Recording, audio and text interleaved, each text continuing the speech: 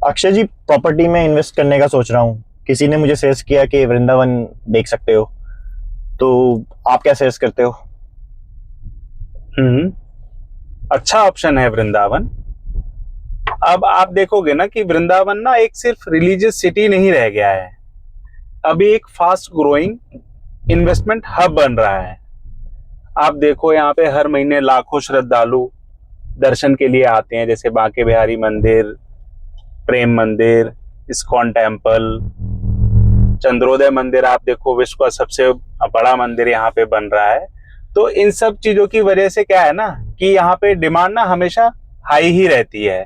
तो अच्छा ऑप्शन है वृंदावन इन्वेस्टमेंट के लिए। अक्षय भाई, एप्रिसिएशन का क्या सीन है?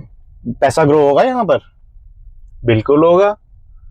आप देखो वृंदावन का जो एवरेज एप्रिसिएशन है, अगर पिछले सालों का भी आप देखते हो तो 8 से 15% देखा जा रहा है। और कुछ तो ऐसी प्राइम लोकेशंस हैं जहां पे जो एप्रिसिएशन इससे भी ज्यादा है। अब इंफ्रास्ट्रक्चर अगर इंप्रूव हो रहा है तो एप्रिसिएशन तो होगा ही। खास बात पता है क्या है? और ये ग्रो होने के पीछे मेन ड्राइवर है आपका श्री बांके बिहारी जी कॉरिडोर, जिसकी वजह से जो है ना प्राइस एप्रिसिएशन और ज्यादा हो रहा है। यमुना एक्सप्रेसवे से कनेक्टिविटी बहुत अच्छी है यहाँ पर। और आपने सुना होगा कि जेवर एयरपोर्ट भी बन रहा है, तो उसका इम्पैक्ट भी आएगा ही आएगा। अगर आप लॉन्ग टर्म में देखो 3 से 5 साल में, तो हाँ एक स्ट्रॉन्ग पोटेंशियल है ग्रो करने का। तो अक्षय भाई, बेस्ट ऑप्शन क्या है इन्वेस्ट करने के लिए? आप क्या सजेस्ट करते हो अपने एंड से? देखो ऑप्शंस तो यहाँ पे कई सारे हैं, बट अगेन जो भी ऑप्शंस हैं वो डिपेंड करते हैं आपके बजट पर। जैसे कि आप सोसाइटी के फ्लैट्स देख सकते हो, जिनमें आपको ऑप्शन स्टूडियो फ्लैट्स का मिल जाता है, 1 BHK का मिल जाता है, 2 BHK का, 3 BHK का, जहां तक आपका बजट अलाउ करे। इससे आपको क्या मिलता है कि ये ऑप्शन आपके ना रेंटल इनकम के लिए बेस्ट हैं। और जो डिवोटीज टूरिज्म की वजह से जो शॉर्ट टर्म का रेंटल डिमांड है ना, वो भी यहाँ पे हमेशा हाई रहता है। पर हाँ बजट का जो है वो आप ये मान के चलो कि मतलब 30-35 लाख से लेके 75 लाख पे डिपेंड्स कि आप कितने बड़े साइज में आप देख रहे हो। दूसरा ऑप्शन है रेजिडेंशियल प्लॉट्स। ये यहाँ पे मतलब इस ऑप्शन को अगर देखोगे ना, इसमें सबसे ज्यादा एप्रिसिएशन पोटेंशियल है। आज लो, 3 से 5 साल बाद स्ट्रॉन्ग ग्रोथ आपको देखने को मिलेगी। बट वही प्राइस और बजट पे ही डिपेंड करता है। जो यहाँ पे अगर आप नॉर्मल रेट भी देखोगे तो आपका 45,000 से लेके 1 लाख रुपए गज, और कहीं कहीं जगह पर या लोकेशंस के हिसाब से उससे भी ज्यादा है। तीसरा ऑप्शन आ जाता है विलाज या इंडिपेंडेंट हाउसेस। तो इसमें भी आपका मतलब लग्जरी के लिए आप विलास देख सकते हो, पर्सनल यूज के लिए इंडिपेंडेंट हाउसेस देख सकते हो, या फिर दोनों में ही आप इन्वेस्टमेंट के पर्पज से दोनों मिक्स करके भी देख सकते हो। उसमें भी आपको जो है मतलब वीकेंड होम या रिटायरमेंट होम के लिए ये भी आपके परफेक्ट ऑप्शंस हो जाते हैं। चौथा ऑप्शन आ जाता है फार्म हाउसेस, या बड़े बड़े आप जो प्लॉट्स होते हैं, लार्ज प्लॉट्स कह लो उनको। तो ये आपके लॉन्ग टर्म इन्वेस्टमेंट के लिए ये भी एक अच्छा ऑप्शन हो सकते हैं। या इन फ्यूचर में आप चाहो कि हमें यहाँ पे स्पिरिचुअल रिट्रीट या रिसोर्ट कॉन्सेप्ट के लिए कोई फ्यूचर स्कोप आप देख रहे हो, तो उसमें भी उनको कन्वर्ट कर सकते हैं।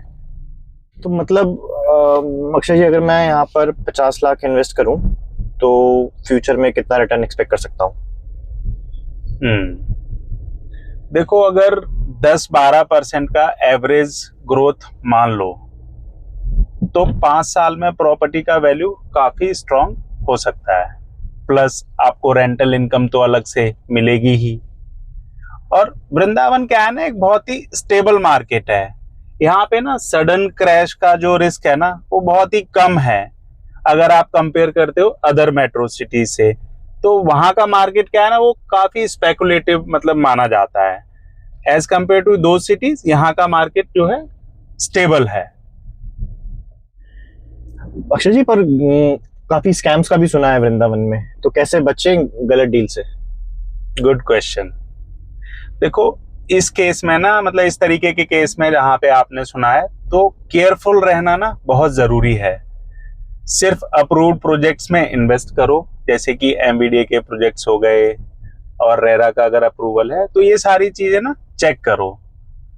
रजिस्ट्री और लैंड टाइटल क्लियर होना चाहिए, उसे भी आपको चेक करवा लेना चाहिए। दूसरा, साइट विजिट हमेशा खुद जाके करो, और मार्केट रेट को ना कंपेयर करो। तो इससे क्या है ना, आपको ये सारी चीजें ओवर प्राइसिंग से भी बचाती हैं। और सबसे इंपॉर्टेंट चीज, एक ट्रस्टेड डेवलपर या ब्रोकर के थ्रू ही डील करो, जो आपका टाइम और पैसा दोनों बचाता है। बाकी आप ये सब चीजें फॉलो करोगे तो बच जाओगे स्कैम होने से। अक्षय जी, मतलब वृंदावन फिर एक तरीके से सेफ इन्वेस्टमेंट है। बिल्कुल। देखो, अगर आपका विजन लॉन्ग टर्म का है और आपने क्लियर डॉक्यूमेंटेशन वगैरह ये सारी चीजें जैसा अभी हमने डिस्कस किया, अगर वो चेक करा ली हैं, तो वृंदावन में इन्वेस्टमेंट करना पूरी तरीके से सेफ है।